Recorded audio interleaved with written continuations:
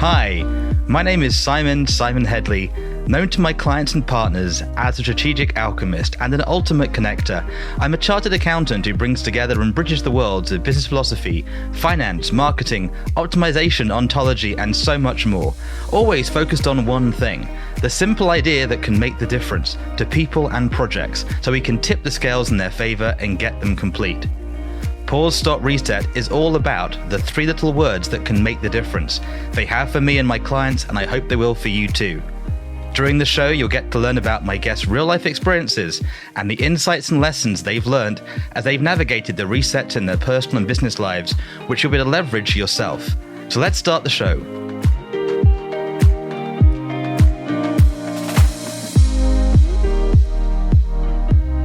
Hello, I'm Simon, and welcome to today's episode of Pause, Stop, Reset. Today I'm speaking with Dr. Mort Orman. He was actually one of the guests recommended by one of our earlier podcast guests, Kellen, and I can't wait to introduce you to him today. Got to speak last week, really extraordinary individual, great expertise, and a real groundedness in what works. And he has a big mission, a big passion, which I'm sure will come out today. So with that said, Mort, welcome to the show. Thank you, Simon. Happy to be here. Well, I've got to know you a little bit last week, but for those that are new to you, who is this wonderful man, Dr. Mort Orman, and what are you focused on today? Well, I am an internal medicine physician who's retired now. And I worked also for 15 years in corporate health insurance plan as a medical director. But what I'm focused on most today is helping men become happier, less stressed, and more successful in their lives. So I'm creating an online learning center so men can learn some life mastery skills that will enable them to do those things. And that is one of the subjects that I think is so important. It's driving me. I'm going through it myself. I'm a middle-aged man at 43. And this aspect of how to build life skills and really deepen that in a world that's changing is really interesting and really important. So if we start with the basics in the beginning, if you look back on your life till now, what's been the biggest shifts and resets you've been through yourself? I think the biggest reset came after I went through medical school and opened up my practice and was having success as a physician in my professional career, but I just didn't feel like I was having a lot of success in my personal life. And I was struggling with emotions and stress and the relationship difficulties and all the usual kind of stuff that most professionals and people, even highly educated people, tend to struggle with. And I just kept feeling that I was, smart enough to figure this stuff out, but I just couldn't figure it out. And no matter what I tried, nothing seemed to work. And then I had this major breakthrough where I kind of discovered that a lot of the things that I thought were true were not really true. And I had never really considered that possibility before. And that kind of opened up a lot of doors for me to explore what really does work in life and what really is true, and to find various mentors that could show me the way. But I had to have that kind of opening first where, I was open to the possibility that I could learn new things that were different from what everybody was being told to believe. Yeah, I really resonate with that. And as you say, as a smart human being, you go, I can sort this out. And then you start realizing your fundamentals are off. And then it's sort of, well, where do you go from there? And especially with these subjects, which sort of seemingly you'd have thought would be taught at school, but they're not, right? And it's quite fascinating. Yeah. And even what is taught turns out to be not really useful in terms of helping you deal with those issues. So that was, like I said, that was a big eye opener for me to realize that I didn't really know how to win at various games in life, like how to control my emotions, how to get rid of stress, how to be successful in relationships. And nobody really taught me how to do that. And the things that I thought I knew about being successful in those areas weren't really working out. Yeah, especially now with what's going on. And that's kind of what this is about, right? That's why we're talking about, for me, these aspects of pause, stop, reset. And I hope if you're listening and you get some insights today that can help you on your journey, both the good times and the challenging times. And I always think these things, they are one subject, a big pause, stop, reset, but they are also separate. This aspect of taking a pause, stopping and resetting. I'm curious which of those you found hardest and why do you think that was? Well, I think it depends on what phase of my life I was in at the time. I know, like until I had this sort of awakening, I really wasn't open to pausing and resetting. So I didn't think I needed to. I didn't think that I needed to learn a lot more than what I'd already learned. And so I wasn't interested in pausing and resetting. But once I saw the value of that, and once I had some experience with discovering new things that I wasn't even aware that I didn't know, then the pausing and stopping became easy. It was the reset that was the challenge. Okay, so what do I reset to now? What is the truth, or what does work? How do I find what to reset to now that I'm willing to reset? So that, I think in my later years, that's been the biggest challenge is, okay, I can pause easy, I can stop easy, I can shift gears easy, but what do I want to shift to? Yeah, and stepping into that unknown, the vastness of a reset, which can be really exciting. But if you have established things that are working, you were successful, you had your medical degree, medical practices, you had these things working, to sort of walk away from that and start new thing, I think, because that's almost harder in some ways, isn't it? Yeah. Well, for me in particular, because I was stress was one of my main problems, and I was struggling to deal with that. And I had learned some stuff or been taught some stuff about stress that had scientific research behind it. So I assumed it was true because of that. And then to realize that the whole thing is a house of cards, and that what most stress experts believe and what most people have been told about stress isn't true at all. And that stress is a very different process. There's different reasons why people have it than what people are being told. To be able to throw out all that dogma that had been established and all those experts, have opinions and beliefs on, and to be able to question the whole thing from scratch and say, okay, let's say none of this is true. What can I find out that is true? What aspects of stress can I hang my hat on that ring that grounded truth aspect to them? And then I slowly built a series of understandings. It took several years to do, by the way. But I finally got some real grounding in what stress is, where it comes from, and what the best ways to deal with it, which, by the way, is not managing your stress. That's like one of the worst things you can do if you really want to win the game, of getting rid of stress. So those are all things that were kind of, I was really shocked to discover how much of what people are being told today, and back when I was 20, 30 years ago, when I was being told and still being told today, is absolutely not true. Yeah, and once you start thinking it is, you try to find evidence for those beliefs, and it carries on. Hopefully later you can share a bit more about this perspective on stress. I think it'd be really useful. But I'm really curious if you could take everything you've learned in your young years and send it back to you as your younger self. What are the most important lessons you wish you'd learned, and why? Well, I think looking back, I think one of the biggest things I understand now that I didn't understand back then was that if you're unhappy or stressed in life, it generally means you're doing something wrong. Not in the sense of blaming yourself for anything, but in the sense of, it's an opportunity. You have a tremendous opportunity. If you can figure out how you're generating unhappiness and how you're generating stress in your life, that's a great opportunity, because once you understand exactly how you're doing it, you could intervene and change things and stop doing it. And the stress and the unhappiness will disappear. So I didn't know that until I was probably in my late 30s. And I'm 73 now. So I've had 40 years to explore the other side of that equation. And it does pay dividends to look at it that way. At least in my life it has, because it returns the control to me and the opportunities to me to explore and find new things that do work and make me happier and less stressed. And I've been very fortunate to have been able to do that over the last 40 years.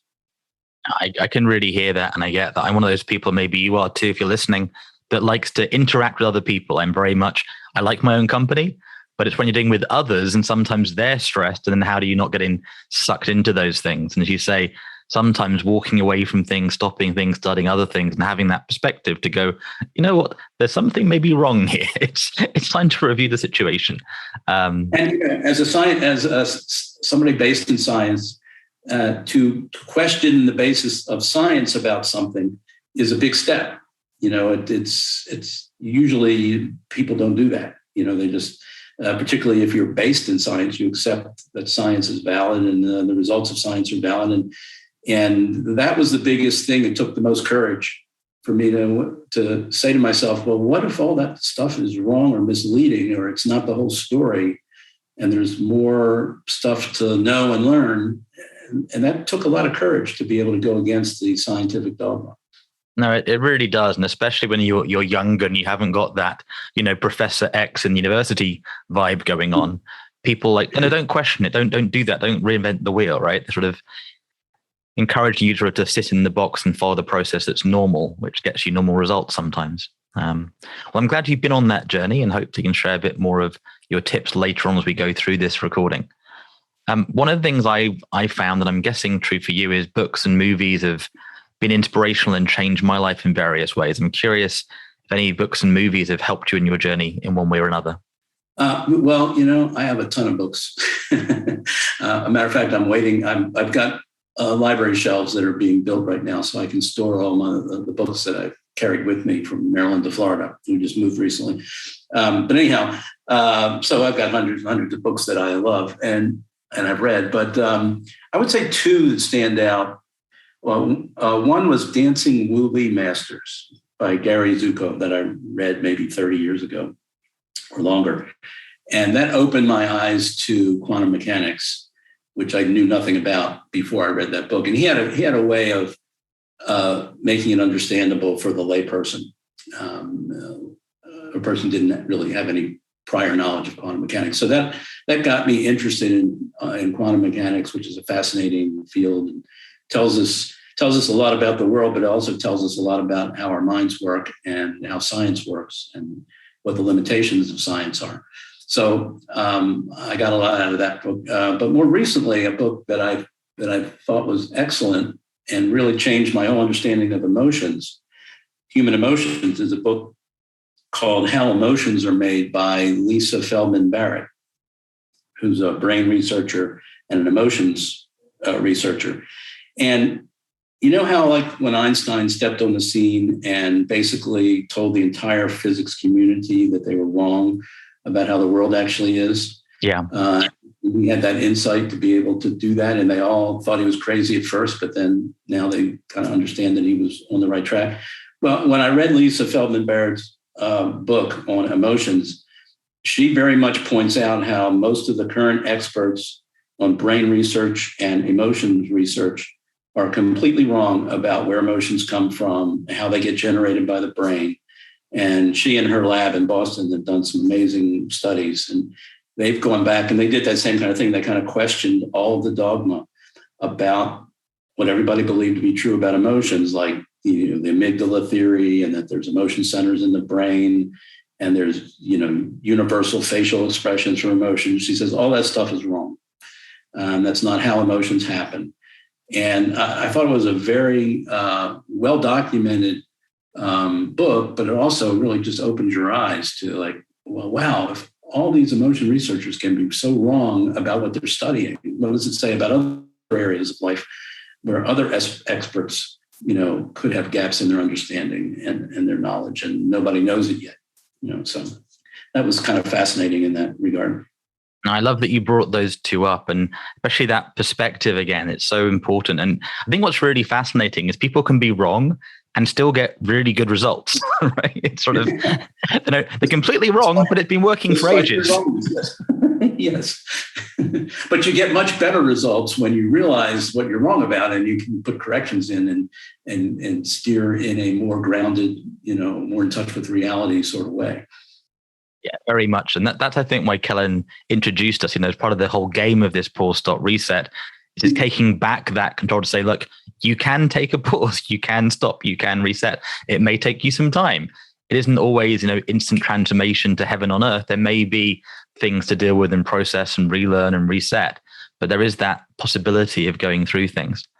Yeah. And you really, when you do that, at least in my experience, when you do the pause and the reset, you really need to find other people who have gone to where you want to go and can lead you, as to what to reset to, and what kinds of things to latch on to. So it's kind of hard to do it on your own, although you still can, you can find books and sources and things that can open your eyes to stuff. But I found that the most efficient way to do it is to find mentors that have already broken through those conceptual barriers and, have rethought things and relooked at things in which I consider to be a better way. And that actually translates into me being able to produce results that I desperately wanted to produce, but couldn't, with the old set of beliefs and opinions and strategy. 100% agree with you. I think the challenge in the modern world is, in the old world, a mentor came a different world, right? A lot of people's business models is coaching and mentoring, and they're very good at having Amazon bestsellers, and off they go. And they seem to be living the life you want to move towards. And it's not until you get into their businesses that you go, these people are crazy. But you don't know that from the outside. Now, I'm not disparaging the Amazon bestseller mentors. I'm just saying there are some challenges for trying to find the right people to learn from. And often they might have it down really well in one area, but not another. And it's not always obvious from the outside. And I'm looking back myself and being a bit sort of transparent here. A decade or so ago, I found a couple of mentors who I thought they have it handled. And it's not till I got to know them maybe 8-9 years into the process that, they did have some things handled, but they also weren't the ideal model that I want to model my whole life about. And especially, I think, where we are now in society, I don't know about you, you've obviously seen business and health and these things change. I do think we're in an interesting phase for who we are as a species. And Chris, your thoughts about that? Like, do you see there's a future coming that isn't kind of just a small change on where we've been? Well, I think the whole knowledge industry, people going out as entrepreneurs and sharing their knowledge, packaging up their knowledge and sharing it, as opposed to like the old gurus who were, one in a million. You now have millions of people who have learned life lessons in various areas of life and are able now through technology to share it very easily with other people. So you've got so many more potential mentors to learn from than we did, 20 years ago.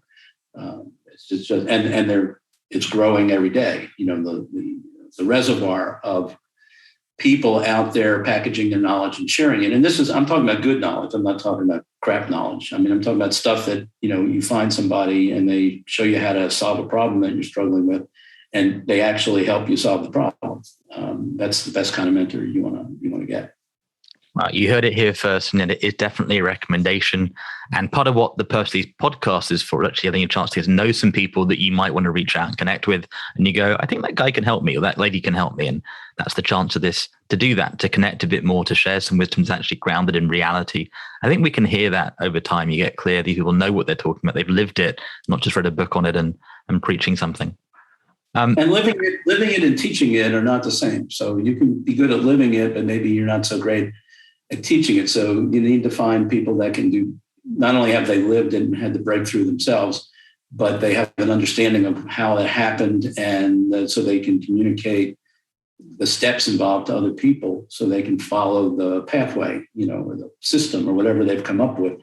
I think having, finding people who've created systems that work, that are reproducible, and other people can take the system and learn it and then go out and produce the same kind of results in their life. For example, one of the first personal breakthroughs I had many, many years ago, back 40 years ago, was I decided to change myself from being a person who hated running. I just literally hated running. And I decided to change myself into a person who loves running and who enjoys it all the time. And I decided to sign up for a marathon, which was the craziest thing in the world I would have ever imagined myself doing, and to put myself in a program, my own program of, okay, how do I figure out how to enjoy running so that I can train for this marathon and actually successfully complete it and enjoy the process the whole way through. And when I started that project, I actually didn't believe it was going to work because I thought that was impossible for me. And to my surprise, I created a wonderful strategy and system that worked like a charm. And I ended up running that first marathon, and I ran 5 marathons after that. And I ran 2,000 miles a year for 25 years. And then I taught other people who hated running, how to enjoy running. So I was able to reproduce the breakthrough that I had, and I was able to create a system that I could convey to other people They can learn the principles and learn the system and use it. And I ran several groups after my first marathon to share those breakthroughs with them, and it worked like a charm. And that led me to a whole bunch of other areas over the years where I've had similar breakthroughs, and then created a system to help other people have the same kind of breakthrough that I had. And I've been fortunate to be able to do that 5 or 6 times, in my life, not just that first one. And it's always boiled down to, can you put it into a system that people can learn and use and benefit from in their own lives? Well, you got me saying, wow, running that many miles and doing that regularly and enjoying it is a huge thing. Many people go out and they suffer the marathon, they suffer the running, suffer the exercise versus enjoying it and thriving with it. So that's a huge thing. I must admit, it's on my list of things to go back to in the future, possibly. I'm clear I have loved running, and at the moment I'm sort of enjoying not running around too much, but we'll see. I'm curious, this is again with especially your background, your expertise, and where you've been focusing on. Many people that come across this are looking to shift. If they're either in challenging times or they're looking to see what's really possible for themselves. I'm curious what your best suggestions are for them. Well, I think we have to understand that who we are as human beings, we have a tremendous amount of ability that's inside of us that's hidden from us, that we don't even believe that we have. So a lot of people won't even venture out or explore moving into certain areas because they just have already concluded that I can't do that or it's impossible for them. Just like I was with running. I mean, I literally did not believe that I could enjoy running. And one day I had this inkling of a thought that what if there's a person inside of me that really could enjoy running and I don't know that? But what if that's true? How would I get that person out, or how would I find out if that person's really in there or not? And that's what actually led me to take on this crazy idea of running a marathon. A person who hates running would, got to be crazy to try to run a marathon. But I did it. It wasn't about the marathon. It was about, could I find that person inside of me, that potential inside of me to enjoy running that I didn't believe I had? Could I bring it out? And it's probably going to fail, but I want to give it a try. To my surprise, it worked. So I actually discovered after the fact, there really was a person inside that could enjoy running. And I didn't know that person was there. And I think we all have skills and abilities like that, or talents like that we're not in touch with consciously, but they're inherent in our human beingness. And you have to be able to figure out a way and experiment and try to figure out what are those potentials that are real inside of you that you could materialize. And not pretend, not imagine, not delude yourself into thinking, but actually manifest. Like I actually did run 2,000 miles for 25 years and enjoyed it very much. That was an actual manifestation of a potential that I didn't know I had. And I found I had the same potential for dealing with stress. I had the same potential for being successful in relationships where I had previously failed consistently in my relationships. I had the same potential for being able to speak in public and not be completely a basket case, which I was for many years, and never thought that I could be comfortable speaking with. So I had all these potentials within me that I didn't know that I had, and I was able to bring them out. So I think the suggestion is, if there's something you really want to do, and if you see other people doing it, that's a pretty good clue that you've got that same potential. You just don't know how to get it out and to experience it. But there are people that could help you do that, and there are ways you could figure out on your own how to do that. It starts with that act of faith that you have those abilities inside, even if you don't believe it and don't feel it and probably believe that you don't. You probably do. So that's like the best advice I could give people, is to have faith in your human potential and your ability to achieve a lot of things that you'd like to achieve, but you may be holding yourself back because you don't think you have the potential to do it. That's really useful and really a good reminder, especially that aspect of often you're clear it's impossible and then you do it and you're like, oh, I was wrong, which is kind of a good place to be. It's a good way to realize that you're wrong. One of the things, again, because of your focus on stress and helping people navigate that and reset their relationship with it, clearly sometimes you've got stresses, health, or we as human beings, we get into health challenges, financial challenges. So people may well be stressed out. Sometimes equally, it's you've seen somebody else doing something and you can't see how to get there yet. And that tension between, well, they're making this much money, they're kite surfing, they're on television, they're dancing with Rihanna, whatever it may be. What are your top tips sort of to start that process of navigating differently stress, or that sort of understanding of stress that will help them approach it differently?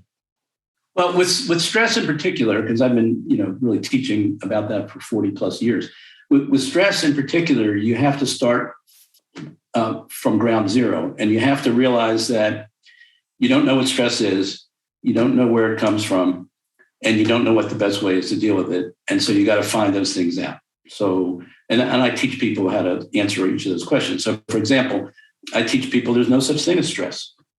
That was one of the big realizations I had. This whole idea that stress is like this disease that we suffer from, or this condition we suffer from, is hogwash. Stress is just a word that some guy invented, in the 1930s.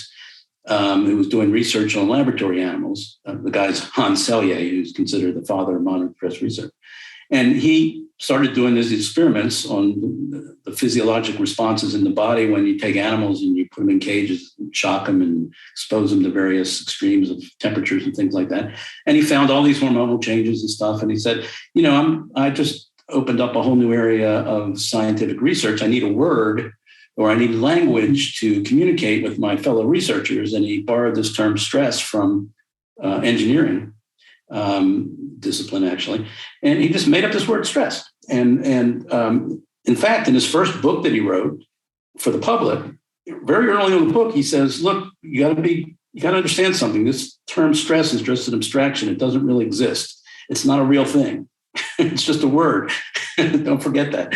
And of course, nobody paid attention to it. But he was very clear that stress is just a word. And it is a word. And it's a word that stands for problems. So when you and I say we're suffering from stress, we're not really suffering from stress. We're suffering from various problems in life. Could be financial problems, could be relationship problems, could be anger, could be anxiety, could be fear of public speaking. It could be, I just lost my job, whatever it is. They're very real problems. That when we say we're suffering from stress, that's actually what we're suffering from. So to say to yourself, how can I deal with stress? This is like the stupidest question you could ask yourself. It's like, how can I deal with unicorns? Well, the unicorns don't exist. And stress doesn't exist. The question you want to be asking yourself is, if I'm having financial problems, how can I deal with those financial problems? If I'm having relationship problems, how can I deal with that? If I'm getting angry all the time, how can I deal with that? If I'm getting anxious all the time, how can I deal with that? You have to focus in on your individual problems and not lump them all together into one basket and call that stress. And then say to yourself, okay, how can I deal with my stress? And that's what people are being taught to do. They're being taught to lump all their problems together, call it stress, and then manage their stress. And all they're doing is dealing with the symptoms. They're not dealing with the problems and the causes of those problems. So that's the kind of an orientation you need. And I just gave it to you in 60 seconds, but that changes the whole way most people would normally look at stress, or do look at stress today. And if you adopt that way of looking at it, you'll start asking yourself completely different questions whenever you're stressed now. Instead of how do I deal with stress, it's like, okay, what are the problems I'm having? How can I deal with them? What are the causes of them? How can I identify the causes? What can I do about the causes? And that's the kind of path you need to put yourself on, which is different than stress management, and which will lead you to much more fulfilling answers when you go down the path and explore what's really going on. So that's how I think about stress completely differently than the vast majority of people today, and the vast majority of even stress experts today. A completely different philosophical understanding of what it is and where it comes from. And where it comes from a lot are internal causes within us, instead of focusing on the external causes, which we've been taught to do also. That we have to look at our own thought patterns and behavior patterns and things that we do to generate stress in our lives. And that's where a lot of the causes of our stress come from. Not that the external events aren't difficult and don't pose challenges, but when we get stressed out, a lot of it's coming from us, and we don't understand that. We don't see it. We can't pinpoint the causes, and therefore we can't do much about them until we do that. Really, really useful, and a really good reminder. This focusing on, even, and interesting actually in the frame of problems, because some people have like problems as, oh no, it's a problem. Others are like, this is great. It's a problem. I'll find a solution. It's opportunities to learn and grow and develop. And it's pretty interesting space. Because every problem has causes, and you just have to be able to identify them. And you can't just look at the obvious external causes. You have to go that next step and say, okay, there are all the obvious causes. I can see those. Everybody can see those. Now, what are the things going on inside me that are adding to or contributing to those puzzle pieces? And then you get all the puzzle pieces out on the table, and now you go like, oh wow, now I see lots of possibilities. I can do this. I can fix this. I can change this. I can stop doing this. But until you see those causes within yourself, you can't do any of that stuff. You can just, rearrange the chairs on the deck of the Titanic, basically. And do you think this has got more challenging over recent years, or is it kind of a natural state for humans that we've had the same stuff going on at some level, different games, different problems?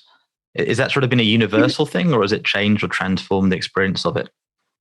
Well, it's universal in the sense that before Hans Selye invented this term stress, we still had the same problems that we now apply the word stress to describe. So, those problems existed for thousands of years, and people have been struggling with them and trying to find the solutions for thousands of years. I think in today's modern world, we've introduced a whole bunch of new problems.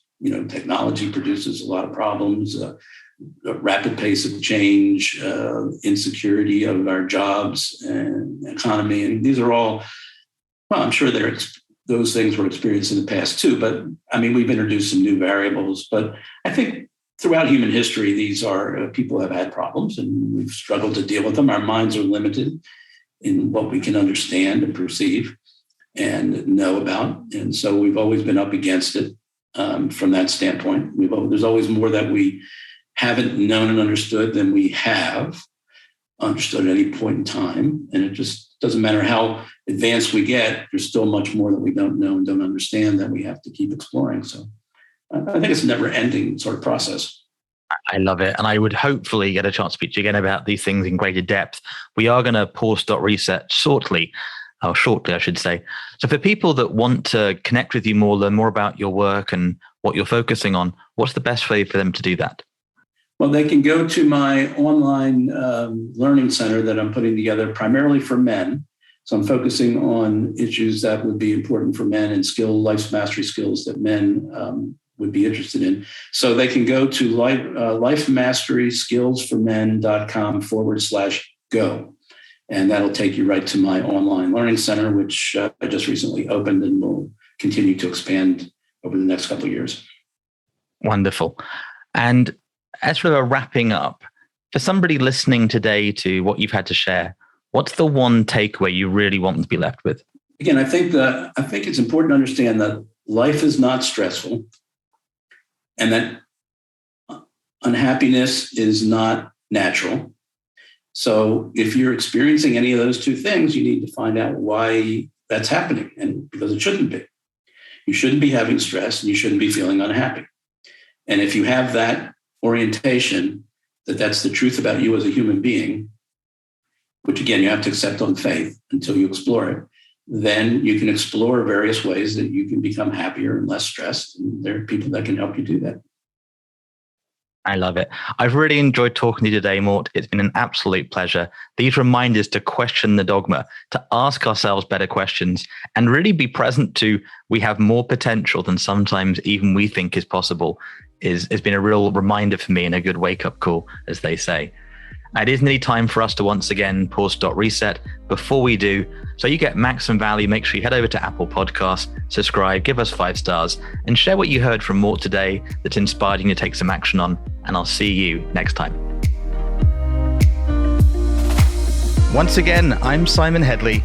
Thank you for listening to this episode of Pause Reset, which is brought to you by the team at simonx.com and published by thesimpleidea.com. So you get maximum value, and to access all the bonuses and gifts, make sure to head to pause.reset.com, register and explore the portal. And if you're looking for great people, check out onesmartnetwork.com. If you've enjoyed the show, do give us a positive review, subscribe, and share this episode with friends. I can't wait to share our next episode with you. Till then, remember you can always choose to pause, stop, reset.